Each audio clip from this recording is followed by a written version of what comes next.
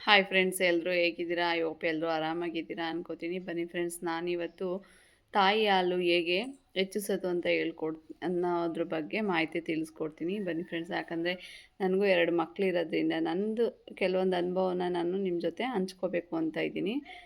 ಎಲ್ಲ ತಮ್ಲೈ ನೋಡೇ ನಿಮ್ಗೆ ಗೊತ್ತಾಗಿರುತ್ತೆ ಯಾವ ಟಾಪಿಕ್ ಇವತ್ತು ಅಂತ. ನೋಡಿ ಫ್ರೆಂಡ್ಸ್, ಮತ್ತು ನಮ್ಗೆ ಡೆಲಿವರಿ ಆಗುತ್ತೆ. ಸಿ ಸೆಕ್ಷನ್ ಆದರೆ ನಾರ್ಮಲ್ ಆಗಲಿ, ಸಿಸರಿನ್ ಆಗಲಿ, ನಾರ್ಮಲ್ ಡೆಲಿವರಿ ಆದರೆ ಅವ್ರಿಗೆ ಆಗಿದ್ದು 1 ಅವರ್ ಇಲ್ಲ 2 ಅವರ್ಸ್ಗೆ ನೀರು ಮತ್ತು ಕಾಫಿ ಟೀ ಎಲ್ಲ ಕೊಡ್ತಾರೆ. ಅದೇ ಸಿಸರಿನ್ ಆದರೆ ನನಗೆ ಫಸ್ಟ್ ಸಿಸರಿನ್ ಬಂದು ಸಂಜೆ ಅಂದರೆ ಮಧ್ಯಾಹ್ನ 12:30ಗೆ ಆಗಿತ್ತು. ಅವ್ರು ಕೊಟ್ಟಿದ್ದು ಆವತ್ತು ಏನು ನೀರು ಕೊಟ್ಟಿಲ್ಲ. ಮಾರನೇ ದಿನ ಅಂದರೆ ಶನಿವಾರ ಸಿಸರಿನ್ ಆಯಿತು.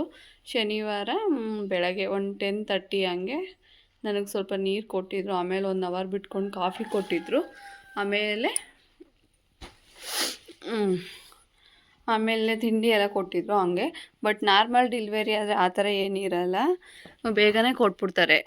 ಫಸ್ಟು ಕಾಫಿ ಕೊಡ್ತಾರೆ. ಇವಾಗ ಲೇಬರ್ ವಾರ್ಡ್ ಇರುತ್ತೆ, ಲೇಬರ್ ವಾರ್ಡಿಂದ ಬಂದ ತಕ್ಷಣ ಅವ್ರಿಗೆ ಒಂದು ಸ್ವಲ್ಪ ಹೊತ್ತು ಬಿಟ್ಟು ಆಮೇಲೆ ಕಾಫಿ ಕೊಡ್ತಾರೆ.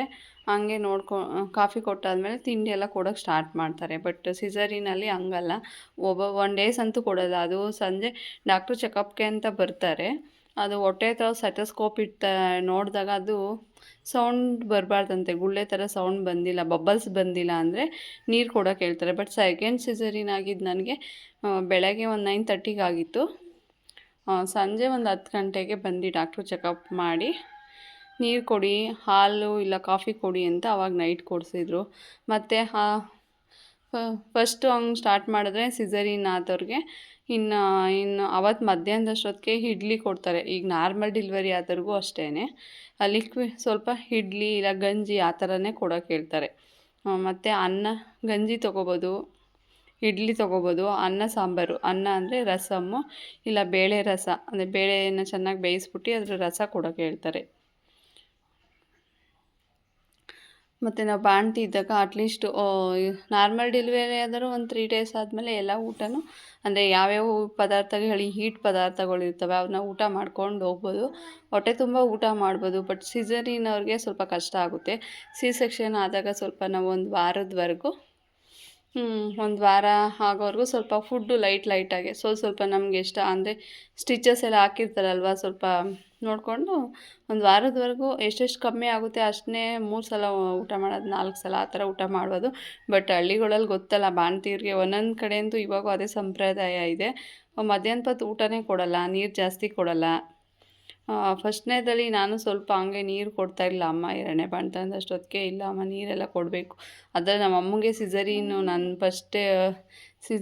ನಂದೇ ಫಸ್ಟ್ ಆಗಿರೋದ್ರಿಂದ ಅವ್ರಿಗೂ ಭಯ. ನಾವು ಹೇಳ್ದಂಗೆ ಸ್ವಲ್ಪ ಕೇಳ್ತಾಯಿದ್ರು. ಹಾಗಂತ ಹೆವಿ ನೀರು ಅಲ್ಲ, ಚಿಕ್ಕ ಲೋಟ ಒಂದೇ ಒಂದು ಗ್ಲಾಸ್ ಇಷ್ಟರಲ್ಲಿ ಕೊಡ್ತಾರಲ್ಲ ಅದೆಲ್ಲ ಬೇಡ. ಸ್ವಲ್ಪ ನೀರು ಚೆನ್ನಾಗಿ ಕುಡಿಬೇಕು. ಚೆನ್ನಾಗಿ ನೀರು ಕುಡಿದಷ್ಟು ನಮಗೆ ಹಾಲು ಬರುತ್ತೆ. ಮತ್ತು ನಾವು 1 ತಿಂಗಳು ಸ್ಟಾರ್ಟಿಂಗ್ ಏನು ಊಟ ಮಾಡ್ತೀವಿ ಮತ್ತು ಆ 1 ಮಂತ್ ಹಾಲು ಏನು ಉತ್ಪತ್ತಿ ಆಗುತ್ತೆ, ನಾವು ಪಾಪುಗೆ ಫೀಡಿಂಗ್ ನಿಲ್ಲಿಸೋವರೆಗೂ ಅದೇ ಹಾಲು ನಮ್ಗೆ ಬರ್ತಾಯಿರ್ತದೆ. ಅಂದರೆ 1 ಮಂತ್ ಚೆನ್ನಾಗಿ ಊಟ ಮಾಡಬೇಕು ನಾವು. ಮತ್ತು ಹಂಗೆ ಒಂದು 15 ದಿನ 20 ಡೇಸು ಬೆಳಗ್ಗೆ ಗಂಜಿ, ಮಧ್ಯಾಹ್ನ ಅನ್ನ ಸಾಂಬಾರು, ಸಂಜೆನೂ ಅನ್ನ ಸಾಂಬಾರು ಕೊಡ್ಬೋದು. ಮತ್ತು ಇನ್ನೂ ಕೆಳಗಡೆ ನಮಗೂ ಅಷ್ಟೇ ಒಂದು 9 ಡೇಸ್ ಇಲ್ಲ 12 ಡೇಸ್ ಅಂತೂ ಸುಕ್ಕ ತೆಗಿತಾರಲ್ಲ ಪಾಪುಗೆ, ಅಲ್ಲಿವರೆಗೂ ಆಸ್ಪತ್ರೆಯಲ್ಲಿ ಇದ್ದಾಗ ಮಾತ್ರ ಸಾಂಬಾರೆಲ್ಲ ಕೊಟ್ಬಿಡ್ತಿದ್ರು. ಇನ್ನು ಮನೆಗೆ ಹೋದ್ಮೇಲೆ ಸಪ್ಪೆ ಊಟನೇ ಕೊಟ್ಟಿರೋದು. ಕೆಲವೊಂದು ಕಡೆ ಕೆಲವರು ದೊಡ್ಡವ್ರು ಹೇಳಿದಾಗ ಅದನ್ನ ನಾವು ಕೇಳೋಕ್ಕಾಗಲ್ಲ, ಸಪ್ಪೆ ಅನ್ನ ಕೊಡ್ತಾಯಿದ್ರು. ನನಗೆ 1 ಟೈಮ್ ಗಂಜಿ ಕೊಡ್ತಾಯಿದ್ರು, 1 ಟೈಮ್ ಇಲ್ಲ 2 ಟೈಮು, ಇಲ್ಲಾಂದರೆ ಸಪ್ಪೆ ಅನ್ನ ಕೊಡ್ತಾಯಿದ್ರು. ಒಂದು 5 ಡೇಸ್ ಹಂಗೆ ಕೊಟ್ಟರು. ಆಮೇಲೆ ಸ್ವಲ್ಪ ಅನ್ನಕ್ಕೇ ಬೆಳ್ಳುಳ್ಳಿ, ಮೆಣಸು ಅದೆಲ್ಲ ಕೆಚ್ಚಿ ಹಾಕ್ಬಿಟ್ಟು ಒಗ್ಗರಣೆ ಥರ ಮಾಡಿಕೊಡ್ತಾಯಿದ್ರು. ಆ ಥರ ಕೊಟ್ಟರು. ಈ ಬೆಳ್ಳುಳ್ಳಿ ಮೆಣಸೆಲ್ಲ ಬಿದ್ದಾಗೂ ಪಾಪುಗೆ ಹಾಲು ಹೆಚ್ಚಾಗುತ್ತೆ. ಹಾಗೆ ಒಂದು 15 ಡೇಸ್ ಇಲ್ಲ ಸಿಸರಿನ್ ಆದರೂ ಅಷ್ಟೇ 1 ವೀಕು ಇಲ್ಲ 9 ಡೇಸ್ ಆದಮೇಲೆ ಹೊಲಿಗೆಲ್ಲ ತೆಗೆಸಿದ್ಮೇಲೆ ನಾನ್ ವೆಜ್ ತಿನ್ಬೋದು. ನಾನ್ ವೆಜ್ಜಲ್ಲಿ ಕಾಲು ಸೂಪ್ ಕುಡಿಯೋದು, ಮೇಕೆ ಕಾಲು ಇರುತ್ತಲ್ಲ ಅದು ಸೂಪು ಚೆನ್ನಾಗಿ ಕುಡೀರಿ. ನಾಟಿ ಕೋಳಿ ಸಾಂಬಾರು ತೊಗೊಳ್ಳಿ, ಆಮೇಲೆ ಮಟನ್ ಸಾಂಬಾರು. ನಾನ್ ವೆಜ್ ತಿನ್ನೋರಾದರೆ, ಇಲ್ಲ ನಾವು ನಾನ್ ವೆಜ್ ತಿನ್ನಲ್ಲ ವೆಜಿಟೇರಿಯನ್ ಅಂದರೆ ಅದೇ ನೀವು ಸೊಪ್ಪು ಇರುತ್ತಲ್ಲ, ಸಬ್ಬಕ್ಕಿ ಸೊಪ್ಪು, ಅದಂತೂ ಮಳೆಗಾಲದಲ್ಲಿ ನಮಗೆ ಡೆಲಿವರಿ ಆದ್ರಂತೂ ಸಬ್ಬಕ್ಕಿ ಸೊಪ್ಪಂತೂ ತುಂಬ ಚೆನ್ನಾಗಿ ತಿನ್ನಬೇಕು. ಅದು ಎಷ್ಟು ನನಗೆ ನನ್ನ ಮಗಳಲ್ಲಿ ಎಷ್ಟು ತಿನ್ನಿಸ್ಬಿಟ್ಟಿರೋ ಅಂದರೆ ನಮ್ಮ ಮನೇಲಿ ಆ ಸೊಪ್ಪು ಕಂಡ್ರೇ ವಾಮಿಟ್ ಬರಬೇಕು ನೆಕ್ಸ್ಟ್ ತಿನ್ನೋಕ್ಕೆ. ಅದು ಒಗ್ಗರಣೆ ಏನು ಮಾಡ್ತಾ ಕೊಡ್ತಾಯಿರಲಿಲ್ಲ, ಹಂಗೆ ಬೇಳೆ ಜೊತೆ ಬೇಯಿಸ್ಕೊಟ್ಬಿಡ್ತಾಯಿದ್ರು, ತಿನ್ನೋಕೆ ಆಯ್ತಿರಲಿಲ್ಲ. ಬಟ್ ಆವಾಗ ನಮ್ಮ ಮಕ್ಕಳನ್ನ ನೆನೆಸ್ಕೊಂಡ್ರೆ ನಾವು ಕಷ್ಟಪಡೋದೇ ಮಕ್ಳಿಗೋಸ್ಕರ, ಏನು ಮಾಡೋದೆ ಮಕ್ಕಳು ಅಂದರೆ ಹಂಗೆ ಅಲ್ವಾ. ಆವಾಗೆಲ್ಲ ಏನೂ ಅನಿಸಲ್ಲ, ತಿನ್ಕೋತಾಯಿದ್ದು ಬೇಳೆನೂ ಸೊಪ್ಪು ಚೆನ್ನಾಗಿ ಕೊಟ್ಟರೆ. ಅದೇ ಈಗ ನೀವು ವೆಜಿಟೇರಿಯನ್ ಆದರೆ ಅದೇನೆ ಬೆಳ್ಳುಳ್ಳಿ ಇರೋದು ರಸಮ್ಗಳು ತೊಗೊಳ್ಳಿ, ಮೆಣಸು ಬೆಳ್ಳುಳ್ಳಿದು, ಮತ್ತು ಗಂಜಿ ಕುಡೀರಿ, ಮತ್ತು ಕಾಫಿ ಕುಡೀರಿ. ಬಾಣ್ತೀರು ಹಾಲು ಕುಡಿಬೋದು, ಆದರೆ ಈ ಮಳೆಗಾಲದಲ್ಲಂತೂ ಚೆನ್ನಾಗಿ ಕಾಫಿ ಕುಡಿಬೇಕು 2 ಟೈಮ್, ಬೆಳಗ್ಗೆ ಒಂದು ಸಲ ಸಂಜೆ ಒಂದು ಸಲ ಕಾಫಿ ಕುಡಿದ್ರೆ ಈ ಶೀತ ಆಗೋಲ್ಲ. ಬೇಸಿಗೆ ಆದರೆ ಪರವಾಗಿಲ್ಲ, ಒಂದೊಂದು ಲೋಟ ಹಾಲು ಕುಡಿದ್ರೂ ನಡೆಯುತ್ತೆ. ಕೆಲವೊಂದು ಮನೆ ಕೊಡೋದು ಇಲ್ಲ, ಆದರೆ ಕಾಫಿ ಕುಡಿದ್ರೆ ಏನಪ್ಪ ಅಂದರೆ ಶೀತ ಆಗೋಲ್ಲ ಬಾಣ್ತಿಗೆ ಅಂತ ಅಷ್ಟೇ. ಮತ್ತು ಗ್ಯಾಸ್ಟ್ರಿಕ್ ಐಟಮ್ಸು ಅಷ್ಟೇ, ಆವಾಗ ತಾನೇ ನಮ್ಗೆ ಡೆಲಿವರಿ ಆಗಿರುತ್ತೆ, ಪಾಪು 9 ತಿಂಗಳು ಹೊಟ್ಟೆಲಿದ್ದು ಈಚೆಗೆ ಬಂದಿರುತ್ತೆ.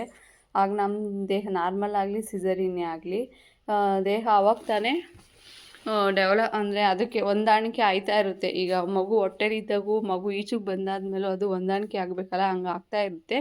ಆವಾಗ ಬಂದು ಹಸಿಮೆಣ್ಸಿಕಾಯಿ ಇರುತ್ತಲ್ಲ ಅದೆಲ್ಲ ತಿನ್ನಬಾರ್ದು. ಹಸಿಮೆಣ್ಸಿಕಾಯಿ ಹೆವಿ ಗ್ಯಾಸ್ಟ್ರಿಕ್ ಆಗಿರೋದ್ರಿಂದ ಅದು ಗ್ಯಾಸ್ಟ್ರಿಕ್ ಜಾಸ್ತಿ ಆಗಿಬಿಡುತ್ತೆ. ಹಸಿಮೆಣ್ಸಿಕಾಯಿ ತಿನ್ನಬಾರ್ದು. ಇದು ಮನೆ ತೆಂಗಿನಕಾಯಿ ಕೂಡ ಕೊಡ್ತಾ ಇರಲಿಲ್ಲ. ಅದೇ ಕೊಬ್ಬರಿ ಇರುತ್ತಲ್ಲ, ಕೊಬ್ಬರಿ ಮಾಡಿಟ್ಕೊಂಡಿರ್ತಾಯಿದ್ರು, ಕೊಬ್ಬರಿಲೇ ಸಾಂಬಾರು ಹಾಕ್ಕೊಡ್ತಾಯಿದ್ರು. ಮಸಾಲೆ ಐಟಮ್ಸ್ಗಳು ಎಲ್ಲ ಅಷ್ಟೇ. ನನಗಂತೂ ಸಿಸೇರಿಯನ್ ಆಗಿರೋದ್ರಿಂದ ಮಸಾಲೆ ಎಲ್ಲ ನಮ್ಮ ಬಾಡಿಗೆ ಅಡ್ಜಸ್ಟ್ ಆಗೋವರೆಗೂ ಅಂದರೆ ಒಂದು 3 ಮಂತ್ಸ್ ಸ್ವಲ್ಪ ಮಸಾಲೆ ಐಟಮ್ಗಳು ಕಮ್ಮಿನೇ ತಿಂದು, ಅಂದರೆ ಸಪ್ರೇಟ್ ಸಾಂಬಾರು ನನಗೆ 2ರಲ್ಲೂ ಅಷ್ಟೇ ಒಂದು 3 ಮಂತ್ಸು ನನಗೆ ಅಂತಲೇ ಸಾಂಬಾರನ್ನೇ ಸಪ್ರೇಟಾಗಿ ಮಾಡ್ತಾಯಿದ್ರು. ಆಮೇಲೆ ಮೊಟ್ಟೆ ಫಸ್ಟ್ ಬಾಣ್ತನದಲ್ಲಿ ಕೊಡ್ತಾಯಿಲ್ಲ, 2ನೇದಲ್ಲಿ 1 ಮಂತ್ ಆದಮೇಲೆ ಮೊಟ್ಟೆ ಕೊಟ್ಕೊಂಡೋದ್ರು. ಮೊಟ್ಟೆನೂ ಏನಿಲ್ಲ, ಮೊಟ್ಟೆನೂ ತಿನ್ಬೋದು, ನಮಗೂ ನಿಶಕ್ತಿ ಆಗಿರುತ್ತೆ, ಎನರ್ಜಿ ಕೂಡ ಬರುತ್ತೆ. ಈಗ ನಾನ್ ವೆಜ್ ತಿನ್ನೋದ್ರಿಂದನೂ ಎನರ್ಜಿ ಬರುತ್ತೆ. ಆಮೇಲೆ ಈ ಆಲೂಗೆಡ್ಡೆ ಇರುತ್ತಲ್ಲ, ಆಲೂಗೆಡ್ಡೆ, ಬದನೆಕಾಯಿ, ಹಾಗಲಕಾಯಿ ಅವೆಲ್ಲ ಸ್ವಲ್ಪ ಒಬ್ಬೊಬ್ರಿಗೆ ಅಲರ್ಜಿ ತಂದು ಕೊಡುತ್ತೆ. ಆಲೂಗೆಡ್ಡೆನೂ ವಾಯ ಐಟಮು, ಅವನು ತಿನ್ನೋಕೆ ಹೋಗಬೇಡಿ. ಜಾಸ್ತಿ ನಮ್ಗೆ ಹಾಲು ಬರಬೇಕು ಅಂದರೆ ಅಷ್ಟೇ, ಜೀರಿಗೆ ಮೆಣಸು, ಜೀರಿಗೆ ಮೆಣಸು ರಸಮ್ಮು, ಇಲ್ಲಾಂದರೆ ಜೀರಿಗೆ ಮೆಣಸನ್ನ ಕುಟ್ಬಿಟ್ಟು ಅದನ್ನೇ ಸ್ವಲ್ಪ ಅನ್ನ ಮಾಡ್ಬಿಟ್ಟು ಒಗ್ಗರಣೆ ಹಾಕ್ತಾರೆ, ಆ ಥರ ಮಾಡಿ ತಿನ್ನಿ. ನಾನ್ ವೆಜ್ ತಿನ್ನೋರಾದರೆ ಮೇಕೆ ಕಾಲು ಸೂಪ್ ಇರುತ್ತಲ್ಲ, ಸೂಪ್ ಮಾಡಿಸ್ಕೊಂಡು ಬೇಕಾದ್ರೆ ಸೂಪು ಕುಡಿಬೋದು, ಇಲ್ಲ ಅದಕ್ಕೆ ಅನ್ನಕ್ಕೆ ಹಾಕೊಂಡು ಸೂಪಲ್ಲಾದ್ರು ಊಟ ಮಾಡ್ಬೋದು. ಮೊದಲೇ ಇದೆಯಲ್ಲ, ತಾಯಿ ಹಾಲನ್ನ ಅಮೃತಕ್ಕೆ ಸಮಾನ ಅಂತ ಹೇಳ್ತಾರೆ. ಯಾರು ಮಕ್ಕಳಿಗೆ ಅಟ್ಲೀಸ್ಟ್ 1 ಇಯರ್ ಇಲ್ಲ 2 ಇಯರ್ಸ್ವರೆಗೂ ಚೆನ್ನಾಗಿ ಹಾಲು ಕುಡಿಸಿರ್ತಾರೆ, ಆ ಮಕ್ಳುಗಳ ಬೆಳವಣಿಗೆನೂ ತುಂಬ ಚೆನ್ನಾಗಿರುತ್ತೆ, ಅವ್ರಿಗೆ ಬ್ರೈನ್ ಡೆವಲಪ್ಮೆಂಟು ತುಂಬ ಚೆನ್ನಾಗಿರುತ್ತೆ ಅಂತ ಹೇಳ್ತಾರೆ. ಆಮೇಲೆ ನನಗೆ ಸ್ವಲ್ಪ ಹಾಲು ಕಮ್ಮಿ ಆಯಿತು, ಕಾಲು ಬರ್ತಿಲ್ಲ ಅಂತ ಯಾರು ಫಾರ್ಮುಲಾ ಮಿಲ್ಕ್ ಕೊಡಬೇಡಿ. ಫಾರ್ಮುಲಾ ಮಿಲ್ಕು ಒಂದು ಸಲ ಹಾಲು ಕುಡ್ಸೋದು ಬಿಟ್ಟು ಫಾರ್ಮುಲಾ ಮಿಲ್ಕು ಅಡಿಕ್ಟ್ ಆದೋ ಮಕ್ಕಳು. ಆಮೇಲೆ ನಾವು ಫಾರ್ಮುಲಾ ಮಿಲ್ಕ್ ಕುಡಿತವ್ರಲ್ಲ ಬಿಡಿ ಅಂತ ಸುಮ್ಮನೆ ಆಯ್ತೀವಿ. ಬಟ್ ಅದರಲ್ಲಿ ಆವಾಗ ಹಂಗೆ ಕುಡಿಸ್ತಾ ಇದ್ದಾಗ, ಫಾರ್ಮುಲಾ ಮಿಲ್ಕ್ ಕುಡಿಸೋಕೆ ಸ್ಟಾರ್ಟ್ ಮಾಡಿದಾಗ ನಾವು ಹಾಲು ಕುಡ್ಸೋದು ನಿಲ್ಲಿಸಿದ್ರೆ ನಮ್ಮರಲ್ಲೂ ಎದೆ ಹಾಲು ಕಮ್ಮಿ ಆಯ್ತಾ ಇರ್ತದೆ. ನಾವು ಮಕ್ಳಿಗೆ ಸ್ವಲ್ಪ ಬಂದರೆ ಹೆಚ್ಚು ಸಲ ಹಾಲು ಕುಡಿಸ್ತಾ ಇದ್ದರೆ ಅದೇ ಹಾಲು ಆಟೋಮೆಟಿಕ್ಕಾಗಿ ಉತ್ಪತ್ತಿ ಆಗುತ್ತೆ. ನಾನು ಹಾಲು ಸಾಕಾಯ್ತಿಲ್ಲ, ಫಾರ್ಮುಲಾ ಮಿಲ್ಕು ಕೊಡ್ತಾಯಿದ್ದೀನಿ ಅಂದ್ಕೊಂಡು ಬರೀ ಫಾರ್ಮುಲಾ ಮಿಲ್ಕೋ ಇಲ್ಲಾಂದರೆ ಮನೇಲಿ ಬೇರೆ ಹಾಲು ಯೂಸ್ ಮಾಡ್ತಾರೆ. ನಮ್ಮ ಹಾಲು ಬತ್ತಿದಷ್ಟು ಬರಲ್ಲ, ನಿಂತೇ ಹೋಗುತ್ತೆ. ನಮ್ಗೆ ಯಾವಾಗ ನಮ್ಮ ಮಗುಗೆ ನಮ್ಮ ಹಾಲು ಸಾಕಾಗ್ತಿದೆ ಅಂತ ತಿಳ್ಕೊಬೇಕು ಅಂದರೆ, ಮಗು ಹಾಲು ಕುಡಿದು 2 ಅವರ್ವರೆಗೂ ನಿದ್ದೆ ಮಾಡಿದ್ರೆ, ದಿನದಲ್ಲಿ 5ರಿಂದ 6 ಸಲ ರಿಸಸ್ ಮಾಡಿದ್ರೆ, ಡೈಲಿ ಇಲ್ಲ 2 ಡೇಸ್ 3 ಡೇಸ್ಗೆ ಒಂಥರ ವಾಶ್ರೂಮ್ಗೆ ಹೋದರೆ ನಮ್ಮ ಹಾಲು ಮಗುಗೆ ಸಾಕಾಗುತ್ತೆ ಅಂತಲೇ ಹೇಳ್ಬೋದು. ನೀರುಗಳು ಕೆಲವೊಂದು ಮನೆ ಕೇಳಲ್ಲ, ಅಮ್ಮಂದಿರಿಗೆ ಎಲ್ಲ ಸ್ವಲ್ಪ ತಿಳುವಳಿಕೆ ನಾವು ತಿಳಿಸಿ ಹೇಳಿದ್ರೆ ಅವರೇನು ಕೊಡ್ತಾರೆ. ಸ್ವಲ್ಪ ನೀರು ಬೇಸಿಗೆಗಾಲದಲ್ಲಿ ಸ್ವಲ್ಪ ನೀರು ಕುಡಿದ್ರೂ ಹಾಲು ಹೆಚ್ಚು, ಅಂದರೆ ನಮ್ಮ ದೇಹದಲ್ಲಿ ನೀರು ಅಂಶ ಇದ್ದರೆ ಅಲ್ವಾ ಮಗುಗೂ ಹಾಲೆಲ್ಲ ಸಾಕಾಗೋದು.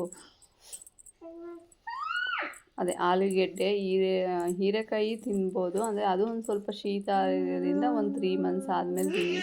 ಮೇನ್ ಏನಪ್ಪ ಅಂದರೆ ಬಾಣ್ತಿಲಿ ಆ ಬಾಣ್ತಿ ಸನ್ನಿ ಎಲ್ಲ ಆಗದೋ ಥರ ನೋಡ್ಕೊಳ್ಳಿ. ಓಕೆ ಫ್ರೆಂಡ್ಸ್, ಯಾರು ನನ್ನ ಚಾನಲ್ನ ಹೊಸ್ದಾಗಿ ನೋಡ್ತಾ ಇದ್ದರೆ ಪ್ಲೀಸ್ ಲೈಕ್ ಮಾಡಿ, ಶೇರ್ ಮಾಡಿ ಮತ್ತು ಸಬ್ಸ್ಕ್ರೈಬ್ ಆಗಿ. ಮತ್ತು ನಿಮ್ಗೆ ಯಾವ ಥರ ವೀಡಿಯೋ ಬೇಕು ಅಂತ ಕಮೆಂಟ್ ಮಾಡಿ ತಿಳಿಸಿದ್ರೆ ಆ ಥರ ವೀಡಿಯೋ ಮಾಡಿ ಹಾಕೋಕ್ಕೆ ಟ್ರೈ ಮಾಡ್ತೀನಿ.